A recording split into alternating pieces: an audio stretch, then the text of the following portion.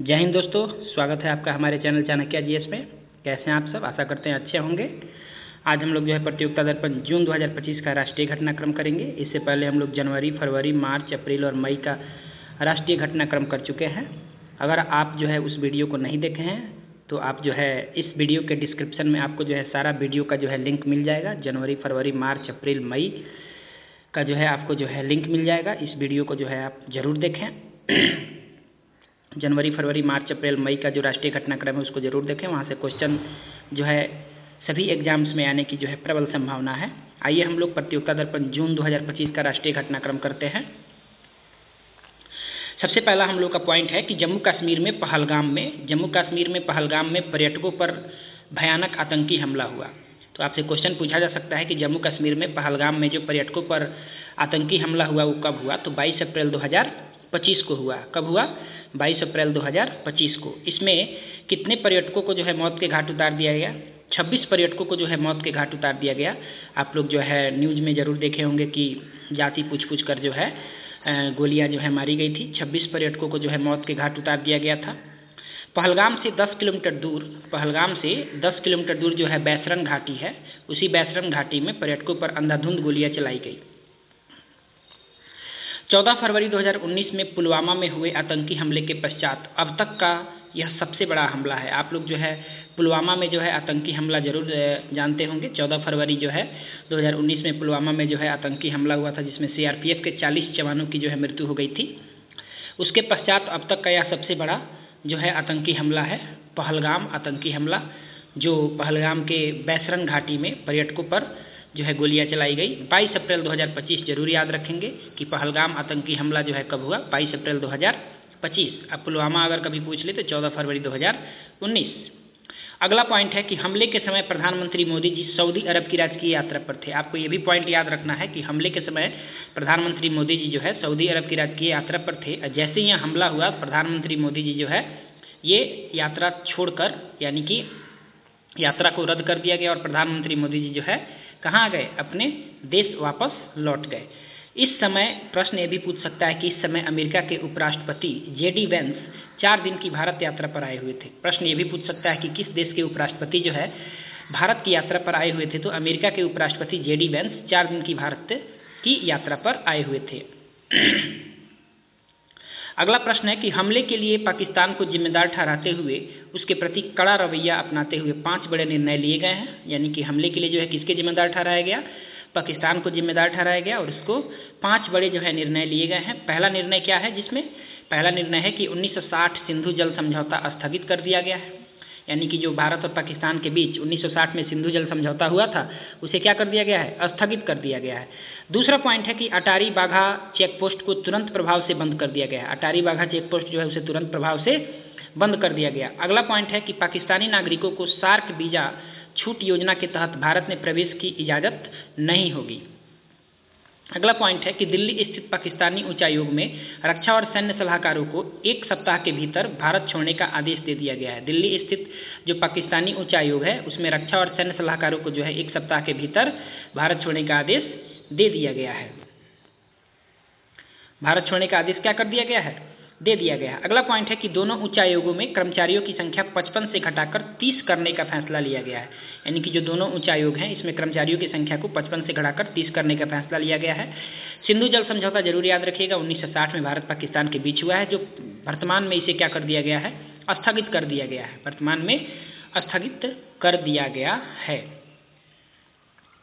अगला पॉइंट है हम लोग का वक्फ से संबंधित। वक्फ संपत्तियों के पारदर्शी प्रबंधन के उद्देश्य से वक्फ अधिनियम 1995 को विस्थापित कर वक्फ संशोधन अधिनियम 2025 लागू किया गया है। कब? 8 अप्रैल 2025 से। वक्फ संपत्तियों का सर्वेक्षण अब जिलाधिकारी करेंगे, न कि वक्फ बोर्ड करेगा। यानी कि वक्फ संपत्तियों जो है उसका सर्वेक्षण कौन करेगा? जिलाधिकारी यानी कि डीएम करेंगे, न कि वक्फ बोर्ड करेगा। अगला इसमें पॉइंट है कि केंद्रीय वक्फ परिषद में 22 सदस्य होंगे। केंद्रीय वक्फ परिषद जो होगा उसमें कितने सदस्य होंगे? 22 सदस्य होंगे। आपको जो है वक्फ संपत्तियों के पारदर्शी प्रबंधन के उद्देश्य से एक वक्फ अधिनियम 1995 को विस्थापित कर कौन सा जो है संशोधन अधिनियम लागू किया गया है? 2025 वक्फ संशोधन अधिनियम 2025 लागू किया गया है। कब लागू किया गया है? जरूर याद रखेंगे, 8 अप्रैल 2025 को लागू किया गया है। अगला प्रश्न है कि आयुष्मान भारत प्रधानमंत्री जन आरोग्य योजना, क्वेश्चन बहुत इंपॉर्टेंट है ये। आयुष्मान भारत प्रधानमंत्री जन आरोग्य योजना जो फ्री में जो है इलाज होता है, 5 लाख तक का जो है इसका सीमा है, लागू करने वाला देश का 35वां राज्य या केंद्रशासित क्षेत्र बना है। कौन बना है? तो दिल्ली बना है। आयुष्मान भारत प्रधानमंत्री जन आरोग्य योजना लागू करने वाला देश का 35वां राज्य या केंद्रशासित क्षेत्र कौन बना है? दिल्ली बना है। प्रधानमंत्री जन आरोग्य योजना की जो है शुरुआत कब हुई थी? सितंबर 2018 में केंद्र सरकार के द्वारा किया गया था। इसमें 5 लाख तक के जो है फ्री स्वास्थ्य बीमा किया जाता है, जो प्राइवेट अस्पतालों में जो है इलाज के लिए, सरकारी में तो छूट है ही, मतलब फ्री है ही, प्राइवेट अस्पतालों में इलाज के लिए जो है 5 लाख तक का जो है इसमें बीमा कवर किया जाता है। उड़ीसा में भी भाजपा सरकार आने के बाद जनवरी 2025 में ही राज्य गोप बंधु जन आरोग्य योजना के साथ मिलाकर इसे लागू किया गया था। यानी कि उड़ीसा में भी इसे लागू कर दिया गया। जैसे ही भाजपा सरकार वहाँ पे बनी जनवरी 2025 में ही राज्य गोप बंधु जन आरोग्य योजना, यानी कि पहले वहाँ पे चलता था राज्य गोप बंधु जन आरोग्य योजना के साथ मिलाकर इसे लागू कर दिया गया। यानी कि उड़ीसा इसको लागू करने वाला 34वां राज्य केंद्रशासित प्रदेश बन गया है। तो आपसे पूछेगा कि प्रधानमंत्री जन आरोग्य योजना लागू करने वाला 34वां राज्य कौन है? उड़ीसा। और 35वां राज्य या केंद्रशासित प्रदेश कौन है? तो आपका हो जाएगा दिल्ली। अब एक प्रश्न और भी बन सकता है कि कौन ऐसा राज्य है, क्योंकि आपका जो है वर्तमान में कितने राज्य हैं? 28 राज्य हैं, और केंद्रशासित प्रदेश कितना है आपका? 8। तो 28 और 8 कितना हो गया? 28 और 2 30 अथवा 36। अब 36 में जो है 35 में तो यह लागू हो चुका है। तब केवल एकमात्र ऐसा कौन सा राज्य है जहाँ पे जो है यह लागू नहीं है? तो केवल पश्चिम बंगाल ही ऐसा राज्य है जहाँ योजना लागू नहीं है, जहाँ पे जो है आपके ममता बनर्जी जो है यहाँ की मुख्यमंत्री हैं, यहाँ सरकार जो है, इसलिए जो है यह लागू नहीं हो पाया। जैसे ही भाजपा की सरकार होगी शायद लागू हो जाए। अब केवल पश्चिम बंगाल ही ऐसा राज्य है जहाँ पे योजना लागू नहीं है। कौन सी योजना? प्रधानमंत्री जन आरोग्य योजना। प्रधानमंत्री जन आरोग्य योजना, यानी कि टोटल कितने राज्य और केंद्रशासित प्रदेश में लागू हो गया है? ये 35 राज्य और केंद्रशासित प्रदेशों में लागू कर दिया गया है। 34वां जो है उड़ीसा बना है और 35वां आपका दिल्ली बना है। एकमात्र ऐसा राज्य है पश्चिम बंगाल जहाँ पे जो है यह योजना लागू नहीं है। अगला प्रश्न है कि श्रीमद् भागवत गीता और नाट्यशास्त्र को यूनेस्को के विश्व स्मृति रजिस्टर, वर्ल्ड मेमोरी रजिस्टर, यानी कि विश्व स्मृति रजिस्टर में शामिल किया गया है। श्रीमद् भगवत गीता और नाट्यशास्त्र को कहाँ शामिल किया गया है?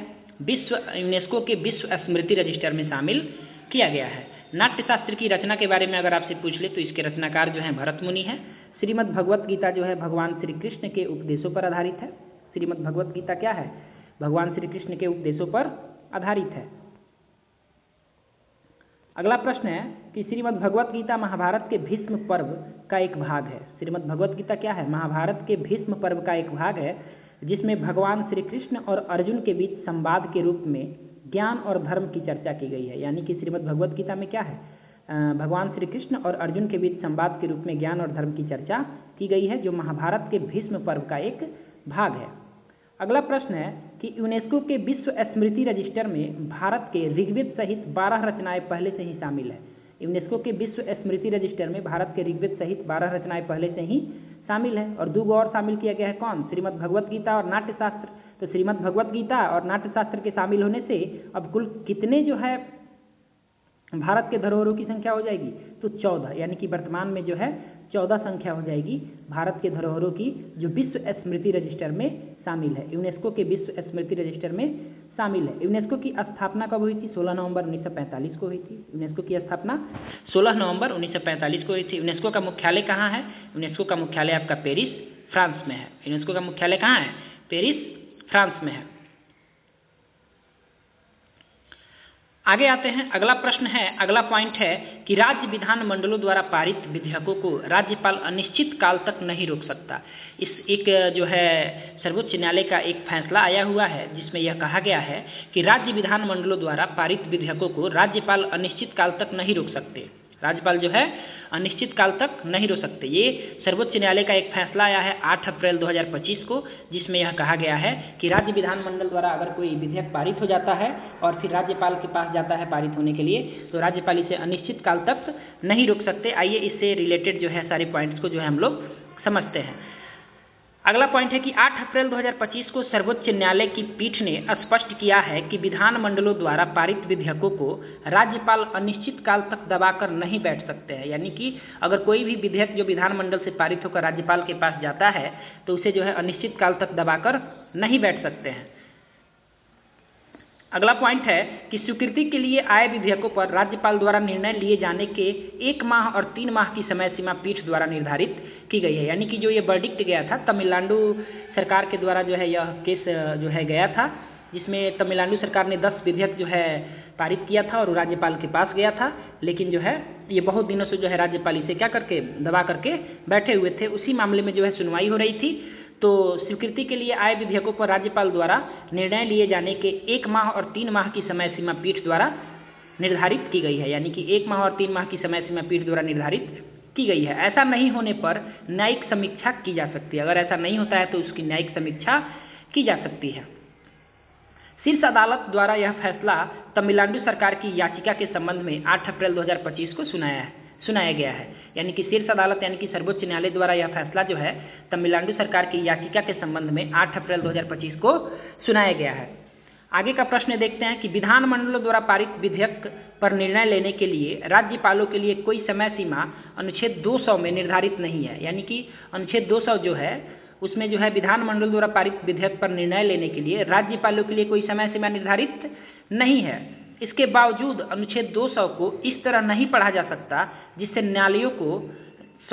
जिससे राज्यपालों को मंजूरी के लिए भेजे गए विधेयकों पर कार्यवाही नहीं करने की इजाज़त मिल जाए। मतलब कहने का मतलब है कि इसकी कोई समय सीमा नहीं है, लेकिन फिर भी अनुच्छेद 200 को इस तरह नहीं पढ़ा जा सकता कि राज्यपालों को मंजूरी के लिए भेजे गए विधेयकों पर कार्यवाही नहीं करने की इजाज़त मिल जाए। यानी कि वे कार्यवाही नहीं करें और इसको दबा के बैठे रहे। इस प्रकार से अनुच्छेद 200 जो है नहीं पढ़ा जा सकता, ये सर्वोच्च न्यायालय का कहना है। अगला पॉइंट है कि इस मामले में समय सीमा निर्धारित करते हुए फैसले में कहा गया है कि राज्यपाल किसी विधेयक को फिर विचार के लिए विधानसभा के पास भेजना चाहते हैं तो उन्हें ऐसा अधिकतम 3 महीने में करना होगा। यानी कि अगर भेजना चाहते हैं तो फिर जो है अगर वहाँ से जाता है तो 3 महीने में उनको जो है इसको क्या करना होगा, पारित कर देना होगा। और दूसरा पॉइंट ये भी है कि विधानसभा में दोबारा पारित बिल को 1 महीने में मंजूरी देनी होगी। यानी कि विधानसभा में अगर वही बिल जो है दोबारा पारित होता है और फिर जो है राज्यपाल के पास भेजा जाता है तो 1 महीने में मंजूरी उनको देनी होगी। ये सर्वोच्च न्यायालय का फैसला है। तो आपको जो है इस प्रश्न को खूब अच्छे से देखिएगा, ये प्रश्न बहुत अच्छा है, यहाँ से प्रश्न बन सकते हैं। अगला पॉइंट है आपका कच्चा तीबू द्वीप। कच्चा तीबू द्वीप के बारे में आप लोग सुनते होंगे कि कच्चा तीबू द्वीप विवाद किसके किसके बीच है, तो भारत और श्रीलंका के बीच है। पहले से हम लोग पढ़ते आते हैं कि कच्चा तीबू द्वीप विवाद जो है किसके किसके बीच है, भारत और श्रीलंका के बीच है। आइए इसको जानते हैं। श्रीलंका से कच्चा तीबू द्वीप वापस लेने के लिए तमिलनाडु विधानसभा ने प्रस्ताव पारित किया है। श्रीलंका से जो है कच्चा तीबू द्वीप वापस लेने के लिए तमिलनाडु विधानसभा ने प्रस्ताव पारित किया है। कब किया है, तो 2 अप्रैल 2025 को उन्होंने जो है प्रस्ताव पारित कर दिया है। अब इसमें क्या क्या है कच्चा तीबू द्वीप में, आइए इसको देखते हैं। रामेश्वरम से 33 किलोमीटर दूर और श्रीलंका के जाफना से 62 किलोमीटर दूर स्थित है कौन, कच्चा तीबू द्वीप। रामेश्वरम से 33 किलोमीटर दूर और श्रीलंका के जाफना से 62 किलोमीटर दूर स्थित है कच्चा तीबू द्वीप, जो मद्रास प्रेसिडेंसी का भाग रहा है। जो पहले किसका भाग रहा है, मद्रास प्रेसिडेंसी का। इसका नियंत्रण वर्ष 1974 में एक समुद्री समझौते के तहत भारत ने श्रीलंका को सौंप दिया था। यानी कि कच्चा तीबू जो द्वीप है इसका नियंत्रण जो है भारत सरकार ने किसको सौंप दिया था, श्रीलंका को सौंप दिया था। कब, 1974 में। इसके बाद से ही यह विवाद का मुद्दा बना हुआ है। यह कच्चा तीबू द्वीप जो है इसके बाद से ही विवाद का मुद्दा बना हुआ है। तो इसको वापस लेने के लिए जो है तमिलनाडु सरकार ने 2 अप्रैल 2025 को क्या किया है, विधानसभा में प्रस्ताव पारित किया है कि हम कच्चा तीबू द्वीप जो है क्या करेंगे, वापस लेंगे। अब देखिए आगे क्या होता है। अगला पॉइंट है कि नौसेना के लिए, हमारी जो नौसेना है उसके लिए 26 राफेल मरीन विमान, नौसेना के लिए 26 राफेल मरीन विमान फ्रांस से खरीदने के प्रस्ताव को मंत्रिमंडलीय समिति की मंजूरी मिल गई है। यानी कि 26 राफेल मरीन विमान जो है फ्रांस से खरीदा जाएगा। विमान वाहक युद्धपोत INS विक्रांत और विक्रमादित्य पर तैनात किए जाएंगे। यानी कि ये 26 जो राफेल मरीन विमान है ये कहाँ पे तैनात किए जाएंगे, तो विमान वाहक युद्धपोत INS विक्रांत और विक्रमादित्य पर तैनात किए जाएंगे। अगला पॉइंट है हमारा कि DRDO के द्वारा स्वदेश विकसित long range long range glide bomb यानी कि गौरव, लॉन्ग रेंज ग्लाइड बम गौरव का सफल परीक्षण किया गया है। DRDO जो हमारा है, जिसकी स्थापना 1958 में हुई थी, के द्वारा स्वदेश विकसित लॉन्ग रेंज ग्लाइड बम गौरव का सफल परीक्षण किया गया है सुखोई 30 MKI से।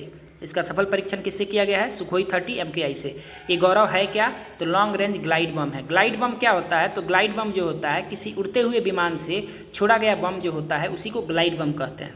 किसी उड़ते हुए विमान से छोड़े गए बम को ग्लाइड बम कहते हैं। तो लॉन्ग रेंज ग्लाइड बम गौरव का जो है सफल परीक्षण DRDO द्वारा विकसित है, स्वदेश विकसित है और किया गया है सुखोई 30 MKI से। अगला प्रश्न जो है आपका इम्पोर्टेंट है, कूनो नेशनल पार्क से 2 चीते को गांधी सागर अभ्यारण्य में बसाया गया। यानी कि कूनो नेशनल पार्क कहाँ है? तो मध्य प्रदेश में है। कूनो नेशनल पार्क कहाँ है? मध्य प्रदेश में है। यहाँ से जो है नामीबिया और दक्षिण अफ्रीका से जो है चीता लाके इसमें रखा गया था। तो यहाँ से 2 चीते को जो है गांधी सागर अभ्यारण्य में बसाया गया है कूनो नेशनल पार्क से ले जाकर। कूनो नेशनल पार्क जो है आपका मध्य प्रदेश में है और गांधी सागर अभ्यारण्य भी कहाँ है? मध्य प्रदेश में है। आपको याद होगा कि 2022 में नामीबिया से 8 चीता तथा 2023 में दक्षिण अफ्रीका से 12 चीता जो है भारत लाया गया था और इसको कूनो नेशनल पार्क में जो है रखा गया था। वहीं से 2 चीते को जो है कहाँ पे रखा गया है? गांधी सागर अभ्यारण्य में लाके रखा गया है जो MP में ही है। अगला प्रश्न है हमारा कि देश का पहला वर्टिकल लिफ्ट सी ब्रिज पंबन ब्रिज, देश का पहला वर्टिकल लिफ्ट सी ब्रिज पंबन ब्रिज यानी कि पंबन ब्रिज जो है देश का पहला वर्टिकल लिफ्ट सी ब्रिज है का PM मोदी द्वारा उद्घाटन किया गया है। इसका लंबाई जो है 2.07 किलोमीटर है। देश का पहला वर्टिकल लिफ्ट सी ब्रिज पंबन ब्रिज का लंबाई कितना है? 2.07 किलोमीटर है। इसका उद्घाटन PM मोदी के द्वारा किया गया है। तमिलनाडु के पंबन द्वीप में रामेश्वरम को तमिलनाडु की मुख्य भूमि में मंडपम से जोड़ता है। यानी कि ये जो पंबन ब्रिज है तमिलनाडु के पंबन द्वीप में रामेश्वरम को तमिलनाडु की मुख्य भूमि में मंडपम से जोड़ता है। तमिलनाडु की मुख्य भूमि में मंडपम से यानी कि पंबन द्वीप से मंडपम से जुड़ता है। अगला प्रश्न है कि स्पेडेक्स मिशन के तहत उपग्रहों की दूसरी बार डॉकिंग में सफलता 20 अप्रैल 2025 को प्राप्त हुआ है। आपको पहले ही बताए थे कि स्पेडेक्स मिशन जो है यह बाह्य जो है अंतरिक्ष में उपग्रहों को जो है डॉक करना यानी कि उपग्रहों को जोड़ने का जो है ये क्या था जो है मिशन था जो सफल हो गया था। और दूसरी बार जो है क्या किया गया है? दूसरी बार जो है फिर से इसको सफल बनाया गया है। इसरो के द्वारा जो है SDX-01 चेजर और SDX-02 टारगेट जो है इन दोनों उपग्रहों को जो है अंतरिक्ष में स्पेडेक्स मिशन के तहत जो है डॉक करके जो है सफलता प्राप्त हुआ है। अगला प्रश्न है कि BCCI द्वारा 2024-25 के लिए 34 पुरुष खिलाड़ियों को अनुबंधित किया गया है। आपसे क्वेश्चन पूछा जा सकता है कि BCCI द्वारा 2024-25 के लिए कितने पुरुष खिलाड़ियों को अनुबंधित किया गया है? तो 34। कितने? 34 पुरुष खिलाड़ियों को अनुबंधित किया गया। अब देखिए BCCI में पुरुषों के वर्ग में अगर देखा जाए तो 4 वर्ग में खिलाड़ियों को जो है वर्गीकृत किया जाता है, A+, B और C। A+, B और C। तो A+ में जो है हम लोग याद रखेंगे, सबको याद रखने की जरूरत नहीं है। A+ में कौन कौन से खिलाड़ी हैं? तो रोहित शर्मा है, विराट कोहली है, जसप्रीत बुमराह और रविंद्र जडेजा है। A+ में जो खिलाड़ी अनुबंधित होते हैं BCCI के द्वारा उनको 7 करोड़ जो है वार्षिक रुपया मिलता है। A में जो होते हैं उनको 5 करोड़ वार्षिक मिलता है, B में जो होते हैं उनको 3 करोड़ वार्षिक मिलता है और C में जो होते हैं उनको 1 करोड़ वार्षिक मिलता है। ये जरूर याद रखिएगा कि A+ वाले खिलाड़ियों को जो है कितना वार्षिक जो है मिलता है रुपया? तो 7 करोड़ रुपया जो है मिलता है। BCCI के द्वारा जो है पुरुष और महिला दोनों का जो है किया जाता है। और महिला में अगर A ग्रेड की बात कर ले तो उनको 50 लाख मिलता है। महिलाओं में A ग्रेड में जो खिलाड़ी अनुबंधित होते हैं उनको कितना मिलता है? 50 लाख। तो आप लोग जो है इस वीडियो को बहुत अच्छे से देखिएगा। इसमें बहुत अच्छे अच्छे पॉइंट्स हैं। जो आपका जून महीने का जो है प्रतियोगिता दर्पण का जो राष्ट्रीय घटनाक्रम है इसमें बहुत अच्छे अच्छे पॉइंट्स हैं जहाँ से क्वेश्चन बनने की 100% संभावना रहती है। आप जो है वीडियो को जो है बहुत अच्छे से जो है देख करके और PDF आपको जो है टेलीग्राम चैनल पे मेरे मिल जाएगा। टेलीग्राम चैनल का जो है डिस्क्रिप्शन में लिंक दे दिया जाएगा। आप इसको जो है क्या करेंगे, इसको जो है आप जो है टेलीग्राम चैनल को जो है ज्वाइन कर लेंगे और वहाँ से जो है आप PDF को जो है डाउनलोड कर सकते हैं। वहाँ से PDF आपको जो है डाउनलोड मिल सकता है। तो इसको बढ़िया से जो है रिवीजन कीजिए। जनवरी, फरवरी, मार्च, अप्रैल, मई और जून का जो है राष्ट्रीय घटनाक्रम हो गया। जुलाई, अगस्त का घटनाक्रम आने के बाद, राष्ट्रीय घटनाक्रम आने के बाद उसके साथ जो है 2 टॉपिक को एक साथ लेके चला जाएगा। जो है अंतर्राष्ट्रीय घटनाक्रम, नियुक्ति एक साथ लेके चला जाएगा। बाद में पुरस्कार, आर्थिक जो है एक साथ में लेके चला जाएगा। तो आप लोग जो है वीडियो को ज़्यादा से ज़्यादा लाइक करें, शेयर करें, सब्सक्राइब करें, शेयर ज़रूर करें, लाइक ज़रूर करें, सब्सक्राइब भी ज़रूर कर लें, बेल आइकन को दबा लें कि आपको वीडियो का नोटिफिकेशन मिलता रहे और आप जो है इस जो है सीरीज का जो है फ़ायदा उठा सकें। इसका जो है फ़ायदा सारे एग्जाम्स में आपको बिहार एसएससी हो, बीपीएससी हो, बिहार दरोगा हो, बिहार पुलिस हो, रेलवे हो, एसएससी हो, सब में जो है यहाँ से क्वेश्चंस प्रतियोगिता दर्पण से आते हैं। इसलिए आप जो है इस वीडियो को ज़्यादा से ज़्यादा लाइक करें, शेयर करें, सब्सक्राइब करें और अगर कोई सुझाव हो तो ज़रूर कमेंट में बताएं। अगर वीडियो अच्छा बन रहा है तो भी जो है कमेंट करें, कमेंट करके जो है बताएं कि हाँ अच्छा है। अगर जो है कुछ इसमें सुधार करना हो तो भी जो है कमेंट करके बताएं। आज के लिए जो है इतना ही रखेंगे। जय हिंद, धन्यवाद।